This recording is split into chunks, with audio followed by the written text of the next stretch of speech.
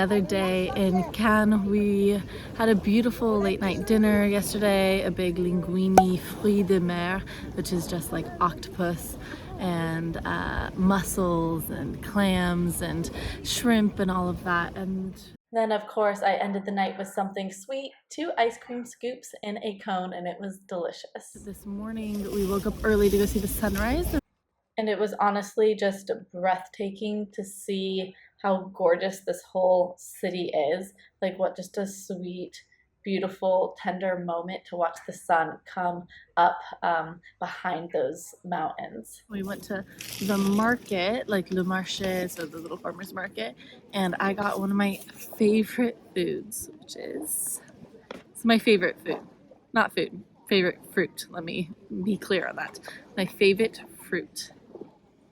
Figs, literally my favorite. I got figs and I got apricots, another really good one. And I have some copa, which is that salami that we had the other day. I have some left over, so we're gonna have salami and fruit for breakfast. Oh, and I have that cheese too. And this beach is just like, I mean, it is, can you see that? This is c'est la vie, right? This is absolutely amazing, so gorgeous. So we're gonna just plop down here pretty much for the whole day.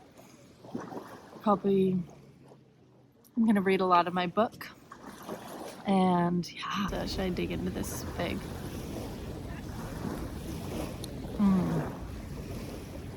Look at that. So back at home, what we do is we take goat cheese. So we cut the fig in half and put some goat cheese on it and a little walnut, and then we close it back up. It's really good. You can do that with dried figs or fresh figs. It's really good. Wow. Oh.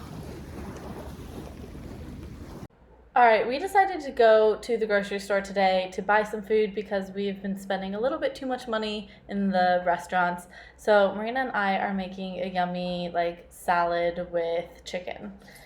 And the chicken was absolutely delicious, so don't mind me as I literally gnaw on the bone. Which, can we just pause here for a second, because this is something that I would have never done previously before. Eat outside of what is actually on my plate. Oh gosh, it was just way too anxiety provoking to do something like that. And now it's something that's just so natural and easy and effortless for me to do. I love snacking when I cook, and it's something that I didn't allow myself to do in my ED. So it's always fun to just snack around while you're chopping up some things. Right now I'm chopping up some shallots, which I just put in the pan with a bunch of oil, and we're gonna make those nice and crispy. And then I'm chopping up some peaches to put in our salad, because you gotta have something a little bit sweet in the salad, right? So either fruit or dried cranberries or dates or something like that. I just love adding sweetness. And just look at how good these shallots are turning out. And as you can tell, we are liberal on the oil. So we're chopping up the chicken, gonna put it in with everything here. It's gonna be a cucumber, peach, chicken with shallots, little just salad. Oh, and then with some tomatoes as well. Something super, super simple, but I'm having it with some toast. I got a fresh baguette, and what is on the toast is the gelatin from the chicken. We got a rotisserie chicken, so figured I would put it on there. But I didn't have to go this morning. Right? That would have been so sad. All right, you had to go to the grocery store. This chicken looks so good.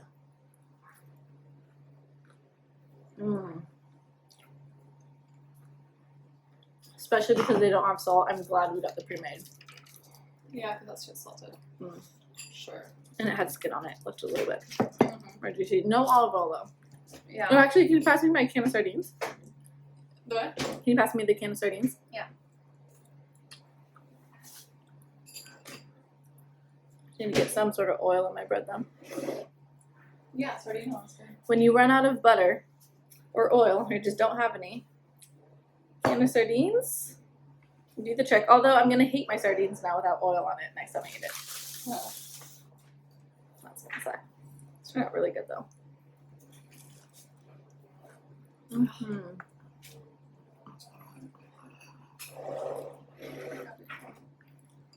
I know. Thank you for making this so good. Okay. A little bit of nice touch. peach, tomato, bread. Mmm. Really good. Mmm. And there's some bread if you want. Oh wow. Oh, actually, it's really good. Oh. Mm-mm. My first client's at 5. Yeah. Definitely. Mm-hmm. 5, and then I think there's 3 of them. That's on my schedule. Cool. The next one's at like 6:30. Needed more bread, so naturally got another piece.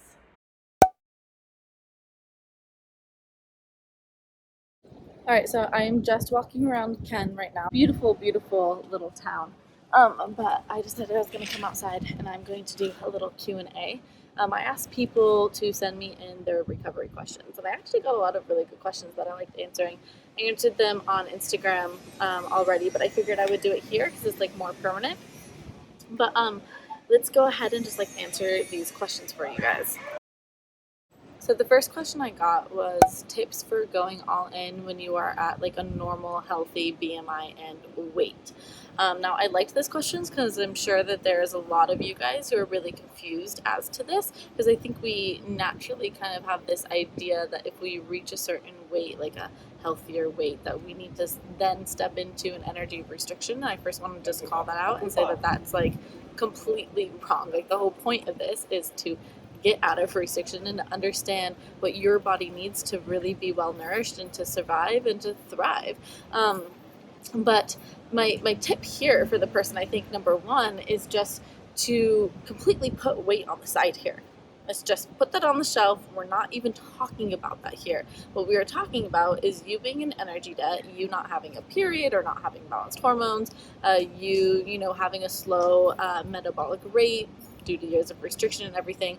At that point, it does not matter what your weight is. You need to go through this whole thing called recovery, which is relaxing, eating more, allowing your body to rest. And so as far as like tips, it's like my tip is to do everything else that anyone else in recovery would do, which is to listen to and honor your hunger and to nourish your body on a consistent basis and to lay off of exercise.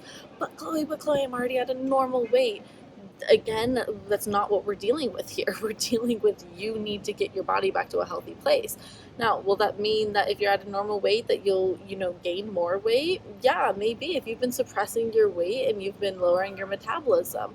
But you want to get to that place where you have that healthy metabolism so that you can then eventually get to a place that feels really good and healthy for you. So we have to stop equating our health with just weight. Like there's so much more to our health and our well-being than just how much we weigh, and you have to just look at it from a very just honest, logical perspective and go, okay, I have all the signs of my body has been suppressed, I've been in energy debt, and so I need to get myself out of it. And what happens to my body weight is what happens to my body weight. I need to allow myself to feel better. And that's the thing, like the whole point of recovery is that you start to feel better, digestion is better, your mental clarity is there, your sleep is deeper, you're not peeing all the time, you're feeling warmer. And so we want to get to that stage. So yeah, recovery is for all people of all sizes and all colors and all shapes and everything. And yeah, I think it's an overall, understanding just what your body needs, like I said. Okay, so let's go to the next question. So the next question was a really good one that obviously I go through in detail in the course and in the community with people because it's important to understand. But the question was like how to know you're eating enough if you're not counting calories. And I get it that for a lot of you guys, you're like, I stopped counting calories and all of a sudden I'm going to eat nothing. And I'm like, okay, so here's the deal. With all of these questions, there's always like a backstory. We got to like get clear on some things. This is why like coaching is really good and doing something like my course is good, because it's like we go through all of that so that you guys can clearly understand these things. But I think number one here, when you go through, say, like an all-in process, or you stop counting calories, it's so important to make sure that you have already done the work to get into that abundant energy mindset. So out of the restriction, I am addicted to the restriction. I want to, I don't want to be eating. I don't want to be nourishing my body. I'm in that, like, you know, the lower the better. So like the lower the calories, the better. When you're in that mindset, just, you know, stop counting calories and hope that you're going to eat more isn't going to work. And many of you guys probably know that from experience. So when we do something like getting off of the whole counting calories, we have to make sure that we fully understand in that moment how absolutely necessary and important food is, and how it really is our medicine.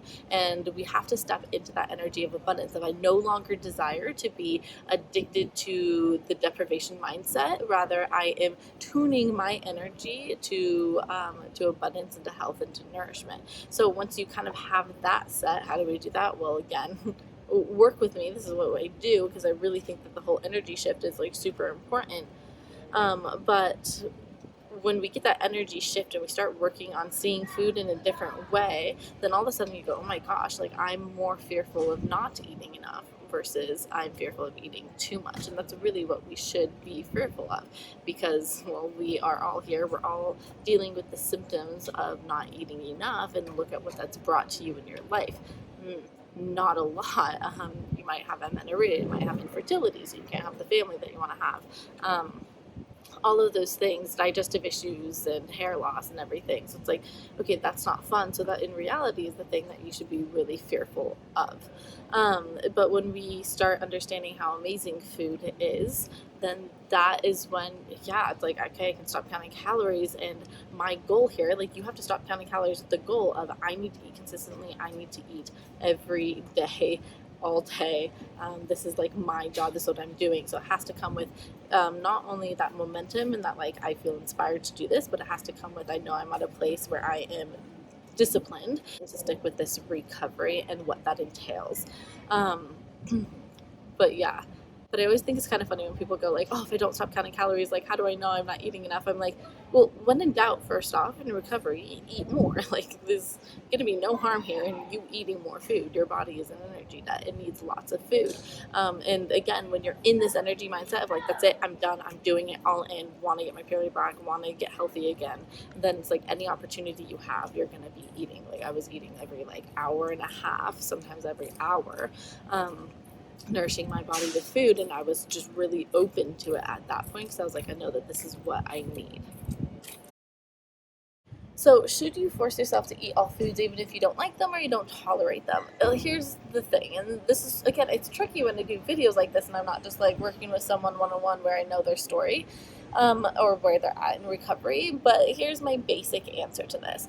We do not know what you like or dislike until the ED is completely gone. So if you're someone in recovery and you're like, oh, I don't like bacon, and I'm like, I'm sorry, you actually don't know that until you were completely out of the restrictive mindset, have healed your relationship with food, have had, you know, your appetite signals are back and running and all of that. You don't know. You just don't know. I give that example because I was someone who was like, oh my gosh, bacon, Mom, that's disgusting. What are you doing? Why are you making that? And then I recovered and was like, give me all of the bacon. All of it. I want all of it. And so you really don't know. And part of also being a normal eater, which, you know, recovery is trying to get you there, is eating things that you don't necessarily like. Like, that's a normal part of just being human and eating and everything. And so getting yourself to that point where it's not even like it's not a big deal. Like, if someone sat in front of me a food that I didn't like, sure, okay, I don't like it. It's not a big deal. I don't even give it too much thought. You just kind of eat it and move on. And I think the eating disorder, because you're, you know, eating in such a scarce manner, really like, hold on, every food has to be perfect. Every food has to be exactly what you like. And I'm like, that's coming from a scarcity mindset. Like, there's more food to come. It's fine. I'll eat something again that I really like. I can eat this, you know, say bacon sandwich that I'm not a fan of. See, even saying that out loud, just like, I'm like, who doesn't like a bacon sandwich, honestly?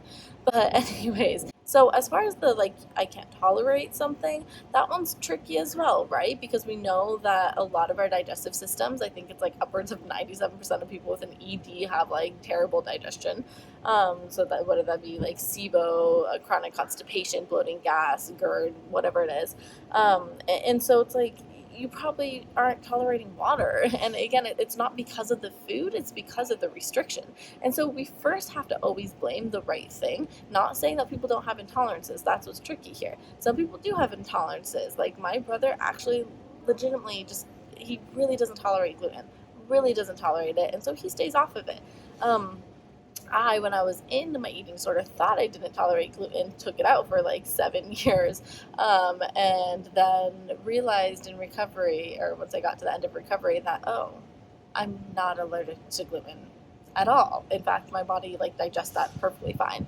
Had it for lunch today, totally fine. Had it for dinner last night with the linguine, totally fine, right? Like, and so I think it's important to distinguish like what's a intolerance that my eating disorder is wanting me to have, and then what's an actual intolerance, and then understanding that you won't really know what you're truly intolerant to until after you get to the end of recovery. So I don't know, this is what I did for me. Okay, I was like, recovery kind of sucks anyways. You kind of feel bloated and gross anyways, so instead of trying to like micromanage what's making me feel this way and all of that, I was just like, eat everything. I'll figure out in a couple months when I'm recovered, like, what's making my stomach feel good or bad or whatever.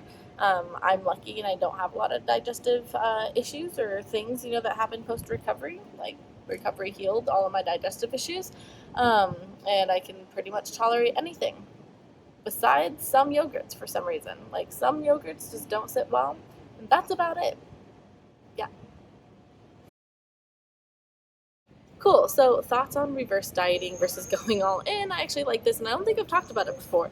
I hate the idea of reverse dieting, like absolutely hate it. I'm like, great, let's do something that is like controlled and measured and everything. Like, doesn't the ED just love that? Like, absolutely love that. So my thoughts on the reverse dieting is that it's so regimented. It's still you just wanting to control, wanting to be focused on what you're eating and everything. And the one thing that I really love about All In is that it really does get you to just fully like go. I'm just diving in. I'm just eating. I'm just doing this. I'm just embracing food that comes my way. I'm not thinking about it. I'm just learning how to be intuitive and all of that. That to me is recovery. Reverse dieting is not recovery to me. It's you trying to get better in a way that the eating disorder likes. And I'm just going to leave it at that. So this one's asking my thoughts on hormonal like bioidentical hormones, like hormone replacement therapy. And I talk about this in my course. I go through nearly everything that you need to know about recovery in my course, which is why it's like so in depth. There's 10 modules in it, and there's a whole community to discuss these things and to have live Q&As and everything, because there's a lot of stuff in here that I think is important to know. My brief thoughts on this, just because I don't like to be repetitive, is that if you are working on recovery, like truly working on recovery, there's absolutely no need, because you will get your period back and your hormones will balance, and well, bada bing, bada boom, there you go. No need for it. If you were going to be like half recovery for the next couple years, and you're going to be stuck in quasi recovery, whatever that means, then I think that HRT can definitely be something that helps prevent, say, bone density issues and things like that, and it might be something to think about, but it is not in any way, shape, or form you recovering, you even getting better really, or any of that. So that's always like important to keep in mind. I don't recommend it, but I'm also not a doctor. You would have to talk to your doctor about that. But again, my kind of just opinion on this is that if you are working on recovery, that will all just happen naturally and you'll get better. Okay, I like this one. Are there any unspoken physical symptoms of an eating disorder? Sorry, I'm trying to remember what I said. You guys have it popped up here and I don't. So I'm like looking back and forth in my photos. Yes, I think there are a lot of things. I think the number one thing that I actually have talked about quite a few times on my channel, so if you're familiar with my Instagram, which if you don't follow me, you definitely should. And while you're at it, you guys, why don't you just go ahead and press the like button. Ooh, there's a motorcycle driving by. Just kidding, that is a Bugatti. Okay, it's a very fancy car. I think those cars are like over $1 million. Gans is definitely a place of luxe, so luxury. But anyways, okay, so the physical symptom that I talk about a lot that I don't see her talk about, I feel like, enough in the recovery space, is atrophy of all the reproductive organs. This is something that I've opened up with, saying like I dealt with that, of being like, oh, Okay, so you don't have things going on down there, and a lot of atrophy can happen, just like what happens with a menopausal woman. Okay, so we can have a lot of thinning of the vaginal walls. We can have, there's not a lot of lubrication and mucus and stuff going on, which can cause actually like low estrogen cuts. And obviously like painful penetration and all of that. So I would say kind of just reproductive area abnormalities and things going on is something I don't hear talked about a lot. And then something that I don't hear talked about too much is the impact that restriction and being an energy debt has on your neurocognitive abilities. You are at high risk for a neurodegenerative disease if you're someone who has spent years starving. So you're at an increased risk for like Alzheimer's, Parkinson's disease, MS, all those things. And I think that, those are big things that like we really should be talking more about them. This isn't just, and while this is bad, like low bone density is talked about a lot, and like I get it, that's really bad, and trust me, like especially as you get into older age, it's really bad to kind of get into older age with low bone density. And I know that because my grandma just got hip surgery. And I mean, to get hip surgery at that age, my grandma's actually, she's already walking. She got hip surgery a month ago. She's already like walking and totally fine and everything. But for most people, that's it. That's like the start of the decline, right? It's really bad. But it's like we talk about the bone density. We don't talk enough about how you can develop Alzheimer's at a very young age if you continue to starve yourself. And I think that's a scary thought. My grandma's sister had Alzheimer's, and it was a brutal decline. It's rough on the person, it's rough on the family, it's just rough in general, and I think that we should talk about that a little bit more. Next question is, does your personality return when you get to a healthy weight? And my big answer is like, yes, like 1000% yes. When you are in a restrictive energy with food, that actually kind of seeps into all areas of your life. You might notice that you're really restrictive with intimacy, you're really restrictive with community, you're restrictive with just abundant thoughts of positivity. You're restricted in a lot of ways. You might not laugh as much, you're not smiley, you're not like, you don't want to cuddle anymore. Like you might have noticed all those things kind of just slowly over the years as you have restricted your food go away. So as you get out of the restriction and you nourish your body, all those things go away and your personality 1000% does change. I literally can't even remember who I was back then. It seems so weird because it's so not my personality now. I'm now a very warm, open, friendly person, but definitely when I was restricting, that like essence of me was there, but it was definitely muted, numbed out, and in a lot of instances just completely gone. And that's just like completely different now. So yeah, nourishment changes the chemistry of your brain. Nourishment changes how you feel. You're not as, you're not as irritable anymore. I was so irritable and angry when I was hungry all the time. And being just well nourished all the time definitely makes me feel very like calm, easy, grounded. Like this is great, right? All right, guys, I gotta get back because I actually have a client right now. It's been fun to like meet with clients as I'm out traveling and everything, but that's it for these questions today. I'm going to head out and have some client sessions. We're probably gonna go out to dinner again tonight, just get some like tapas and stuff at the beach, and then bedtime. Bedtime, definitely. We've been sleeping so deep here because we have been just like out and about all day, every day. When we're in Paris, we're staying up until like 5 a.m. dancing. It was just, we're having fun, embracing life, and it's been a blast. Okay, so this is me after dinner. I wanted to just show this. I was talking with my friend. She was sitting on the bed, and I was in the kitchen, and I was just snacking on some cheese that we happen to have in the fridge, and just, just naturally just eating, chatting, eating late at night. It's probably like almost 11 here. And I just wanted to show this because I think a lot of people have an issue with just kind of random snacking, especially when it comes to late at night. I just wanted to share that's like completely natural and normal to just be in the kitchen, eating stuff, chatting, and like food doesn't have to be such a serious thing. I don't have to like focus on only talking to my friend or focus on only eating. Like I can eat and chat and have fun, and that's what normal eating is all about. I am eating cheese, by the way, if none of you guys got that. And then I'm heading to work now, actually. I'm gonna do some emails and stuff like that.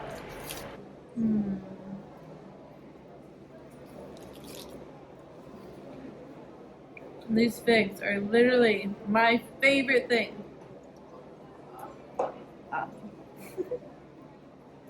So I was editing some videos of me here in Cannes, and this girl replied to an Instagram story, and she was saying, "I'm ready to recover. I need a life of passion again." And I was like, I remember that moment in my life where I was like, "This is it. I'm done." And I'm glad that something like in my story could have inspired her to be like, "This is it. Need to move on."